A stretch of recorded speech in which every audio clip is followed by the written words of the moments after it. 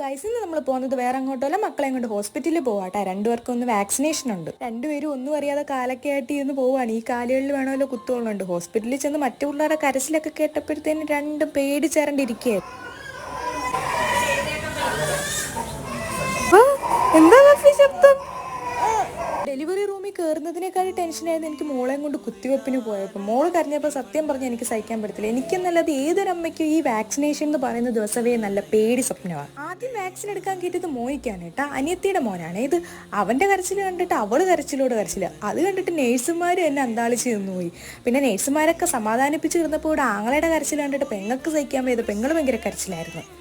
അങ്ങനെ ഹോസ്പിറ്റലിലെ കാര്യങ്ങളൊക്കെ കഴിഞ്ഞിട്ട് ഞങ്ങൾ തിരിച്ച് വാപ്പായം വിളിച്ചാണ് കേട്ടോ വീട്ടിൽ പോയത്. ഇതാ കണ്ടില്ലേ, ഇഞ്ചി കടിച്ച കുരങ്ങന്മാരെ പോലെ രണ്ടുപേര് കിടക്കുന്നത്. വാക്സിൻ എടുത്തിട്ട് വീട്ടിൽ വന്നപ്പോഴായിരുന്നു രണ്ട് മക്കളും നിർത്താതുള്ള കരച്ചിലും കാര്യങ്ങളൊക്കെ ആയിരുന്നു. അത് കണ്ടിട്ട് സത്യം പറഞ്ഞ് ഇനി ഒരു വാക്സിനേഷന് കൊണ്ടുപോകണമെന്ന് വരെ ഞാൻ ചിന്തിച്ചതാണ്. അപ്പൊ ശരി, ബൈ.